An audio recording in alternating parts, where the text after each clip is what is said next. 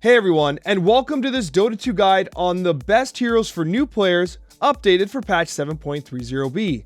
I'm Alex, and if you're new here, I strongly suggest you check out my Twitch, where we actually go through a lot of beginner-centric stuff. We field questions live, we play 4 times a week, and we do a ton of fun stuff with a great community. I'll link it in the comments, but what we're going to be doing here is we're going to be talking about 5 heroes for each position, from hard carry all the way to hard support.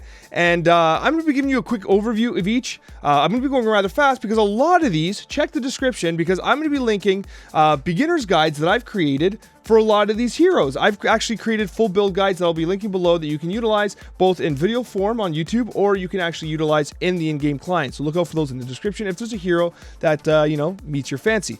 Regardless of that, in Safelane carry, the carry position, the most farm-centric position, we have Wraith King. Wraith King, he has a stun. He's extremely tanky with reincarnation. He's very beginner-friendly because he has a free extra life when you die. A stun's always valuable, and he just right-clicks people till they can't get right-clicked anymore.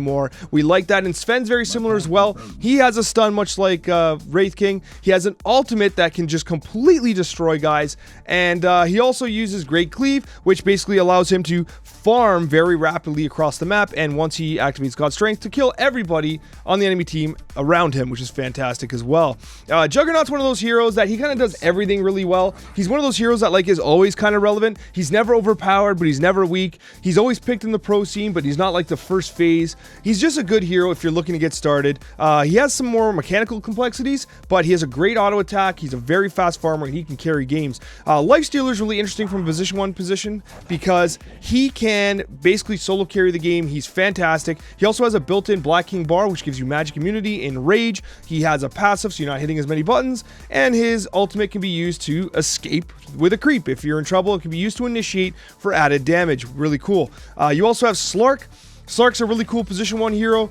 He allows you to basically get on top of guys and murder them. He's also one of the heroes that got buffed in the latest patch, so he is pretty damn solid. Moving on to position 2, mid. Mid's weird. I don't usually recommend the new players play mid, but if you're coming from League of Legends and you're familiar with MOBAs and you got the confidence to go mid, then let's do it. I recommend Dragon Knight. Dragon Knight's an awesome hero because he is very straightforward. He has a passive that basically keeps you alive in lane.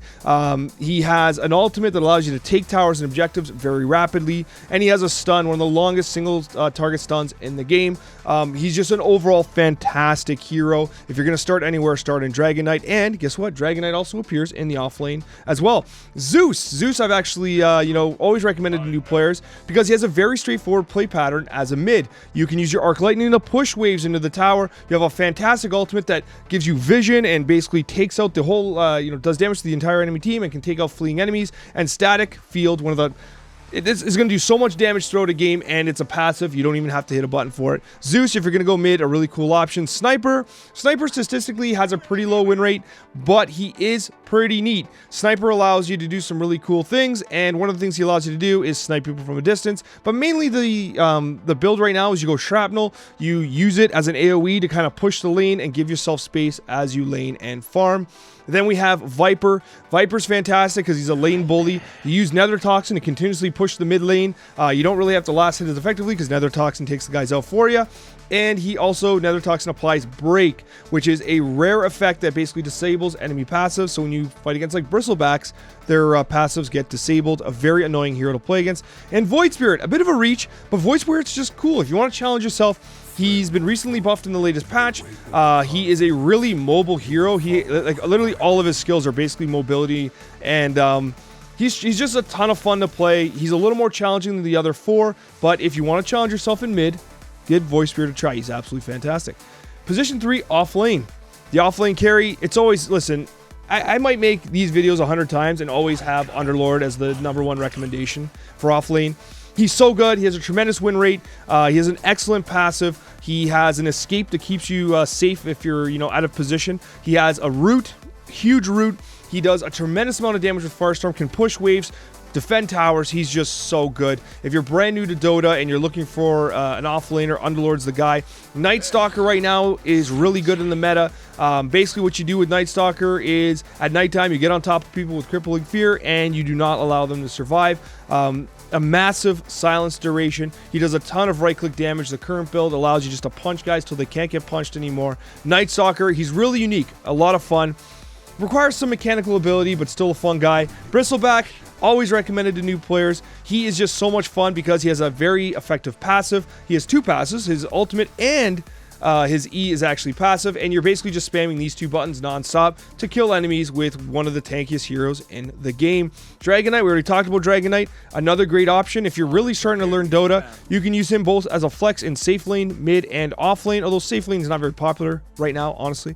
I'd rather see him in offlane or mid, but Juggernaut, definitely an offlaner. And Axe, one of the prototypical offlaners, one of the, like, Axe is Dota. And basically what you do is you get a blink dagger, you blink into fights, you berserker's call, you let everyone hit you, and you hit them in return with counter helix, and nothing feels better than a good culling blade when they're at low HP. If you're looking to go off lane, these are the guys I recommend. Position 4. Position 4 is really fun because the recently added Hoodwink is just so damn good. She's fast. Acorn Shot allows you to do a lot of interesting things, build a lot of interesting combinations with items because every Acorn has a chance to proc like a Maelstrom effect or like some sort of attack type effect. She has Scurry, and if you're an FPS player, you get Snipe Sharpshooter, which allows you to snipe some noobs as they try and run away from you. Skywrath Mage, he's just a super cool hero. He's one of those heroes that is just so fun to play, and I really recommend new players because he's just fun. Like, you just play him and you're like, hell yeah, that feels good. You get your Rod of Ados and then you just nuke guys till they can't get nuked no more. He's just awesome. He's just so much fun to play. Skywrath, an excellent choice. Silencer can be played position 5 as well. He got really buffed in the latest patches and he is just so good. I actually have spoken about him a lot in my builds of the week. Basically, you build Agnum Scepter, you go Last Word into Arcane Curse. People can't, like, they just can't fight you. The silencing effect where people can't cast spells globally is just insane. He's a really good hero right now, relatively beginner friendly as well. Treant Protector, always one worth recommending for new players. He heals. He has an amazing BKB and spell immunity piercing ultimate. He allows himself to get through trees and stuff like that to kind of sustain himself and keep him safe. He has the biggest punch in the game in terms of raw damage. He's just fun. He's a fun hero to play, and it's a hero that always feels relevant for new players. And if you want to challenge yourself, Dark Willow's the choice for position 4. She has very straightforward abilities. She has Shadow Realm, which can protect you. She has a Bramble Maze, which kind of zones off areas. And her ultimate is so fantastic. You can solo kill anybody with her ultimate, and you can also save your teammates with Terrorize. She's just an overall fantastic hero, and if you want to challenge yourself from position 4, she's a good place to go. Position 5. Hard support, one of the most common positions for new players. Lich is right now at the top of the meta. Absolutely incredible ultimate. Team fight, like, you will do your ult and watch teams just melt apart. So damn good. An amazing Sinister Gaze. Great utility in Frost Shield. And just an amazing Frost Boss ability. His whole kit's just damn good. Lich is one of the absolute top tier position 5s. And if you don't want to play Lich, you got to play Ogre Magi. His melee style, it requires a little bit of practice because you can't just poke a guy from far away. You're going to have to get yourself, in the mix, punching, kind of, getting in there. He has tons of HP regeneration. His passive is just fun to play around. It is literally like you're at a casino and you cast spells and they just continue casting. He's just so fun. If you're new to the game and you really don't know who to pick and you don't even know what position to play, pick Ogre and just play the casino game. It is so fun. Shadow Shaman, an excellent hero that is always relevant in the meta. One of the longest disables in the game with Hex comboed into Shackles. His Mass Serpent Ward allows him to push tons of towers and be very, very effective. A great hero overall. Omni Knight, I'm so happy Omni Knight's back in the meta. He got buffed up quite a bit. Part of the reason why Omni Knight is so good is because strength heroes are back, like Lifestealer and Sven, which allows Heavenly Grace to really propel those guys really well with the added strength they get. If you're new to the game, Omni Knight's a pretty good start because you just heal guys, you heal them basically again, and you take the negative effects off them, you slow people, and you make everyone invulnerable from physical damage. He's really straightforward. You just got to stay back. He's not like an ogre that kind of gets in and mixes as much. He has to protect himself a little more. He doesn't have quite the amount of regen, but still an excellent choice. And finally, Dazzle. Dazzle's been upgraded in the meta. He's back.